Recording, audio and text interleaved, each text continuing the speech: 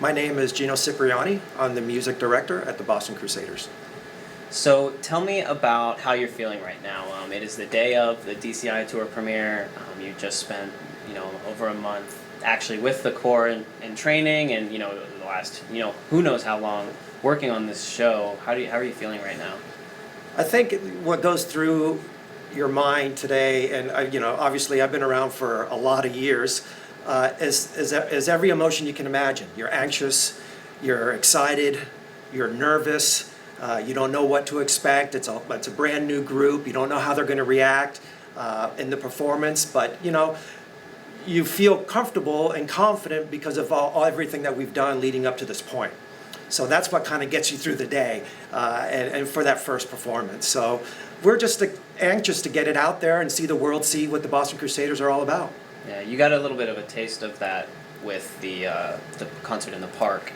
How did you feel about that first, kind of getting out there, really putting out the entire show out there for the world to see? It's a little nerve-wracking because we were the first ones to put everything out there, and and nowadays everybody wants to hold back their program and till the last minute. But we felt really good about it. We felt that we were very well received. I heard a lot of positive reaction to the performance, so I don't think it could have gone any better. Yeah. In that performance, we got to see the first instance of some instrumentation that we haven't really seen in drum corps recently. Could you kind of walk me through what you're actually doing with the instrumentation of the horn line this year?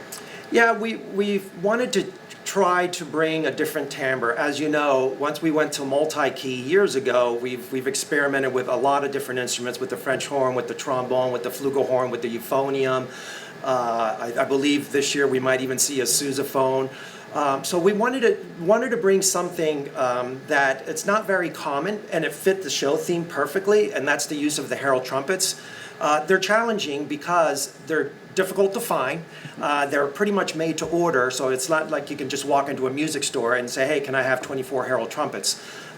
So it took a little bit of planning to get them, and I think the uniqueness of the herald trumpet versus the trombone really brings in a different timbre that we're not accustomed to hearing a lot.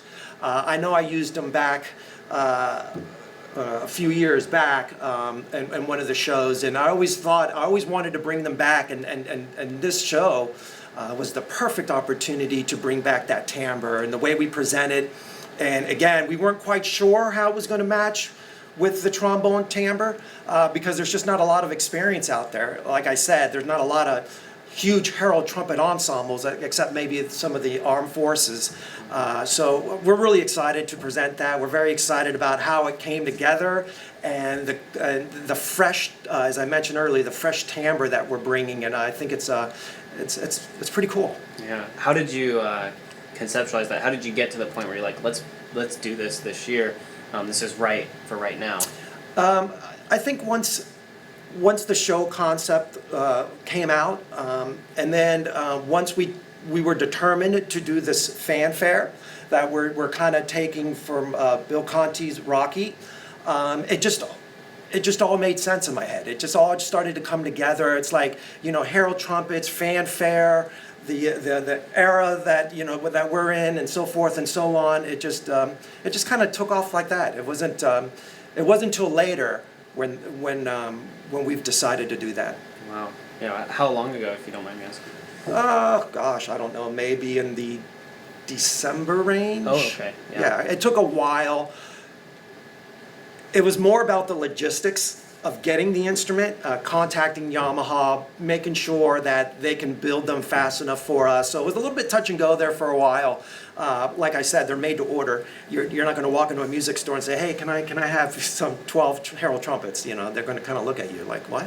Yeah. There's places that rent one of them out to you. It's a specialty instrument, so you don't see it in the setting ever. So I think that's what's really cool about it. Yeah. What was the process of kind of getting the performers trained up on it?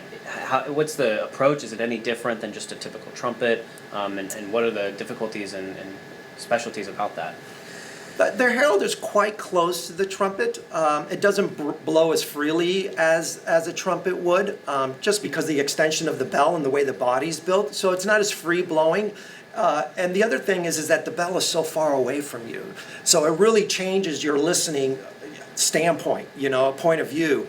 But once the members started playing around with them, and it's not that challenging, but it is different, so they have to get accustomed to it. So we have to play it every day to make sure they can switch on a dime, go from playing the trumpet to the herald and back to the trumpet.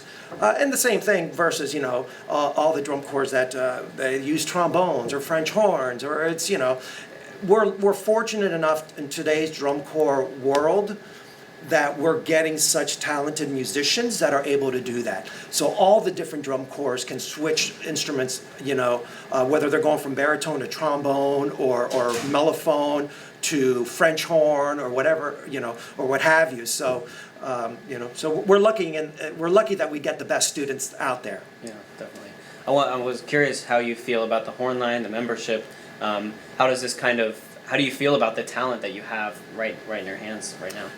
I think that, it's funny. I think everybody has really good talent. It's for us. Obviously, we've been growing, and year 3 now is the year 3 now. The talent level has been improving, and it will continue to improve. But we're very fortunate, as the rest of the drum corps community, is to have really wonderful, not only great musicians on the field, but great people off the field.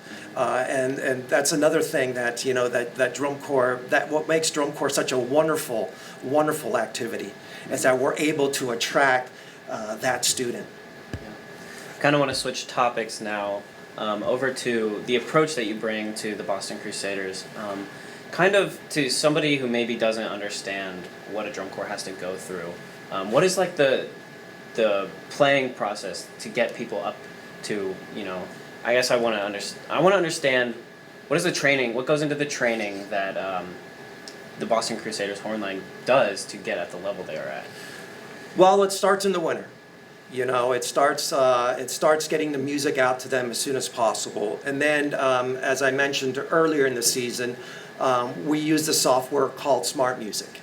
And that keeps everybody engaged from month to month. There's certain standards that you have to reach. There's certain perks once you reach those standards. So we have a couple fun little things that we do with the process. But again, these students come with a maturity level already.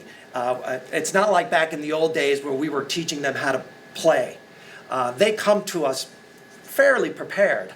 As musicians, as young musicians. So we just keep them, involved by using the software, and then the consistency of the staff, the consistency of the membership, and the consistency, most importantly, and the consistency of the approach is how we go about it. So after this whole off season and now spring training, how do you feel going into tonight? Into the season, really, into the 2019 season as your 3rd year with the staff, and finally solidifying, just the progression that the Boston Crusaders have made over the last couple of years. I couldn't be more thrilled. The process has been so enjoyable. I love everybody on the staff. Everywhere you look, there's wonderful teaching going on. There's wonderful education going on. It's just for me. Just for me, it's just a wonderful place to be. And I couldn't be more thrilled for the organization. I couldn't be more thrilled for the membership and the students that we bring in. And I couldn't be more thrilled with all of my peers that I work with. What do you want to pull away? What do you want the audience to pull away? What do you want the community to pull away from this year's show from the Boston Crusaders?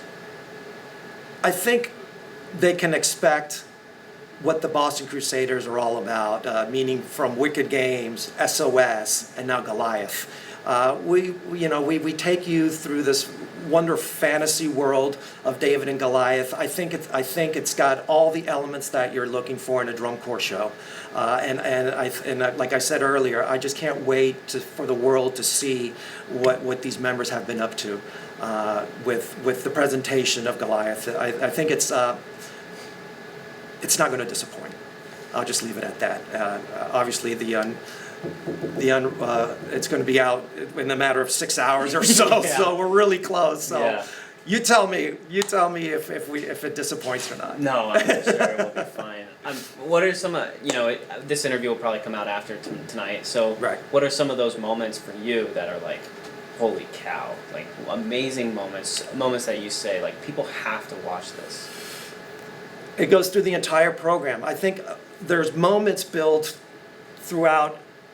If we just go from moment to moment to moment, whether it's the virtuosic approach of movement two, whether it's the herald trumpets wonderfully presented up on the props versus the trombones. There's just so much going on within the program, whether it's our wonderful color guard. They're spectacular throughout the entire program. I can't take my eyes off of what they're doing and accomplishing. It's just, we will take you, and hopefully we've taken you through a ride from the very first note we play into the very last release. I think it will keep you engaged throughout the entire 11 and a half, 12 minutes.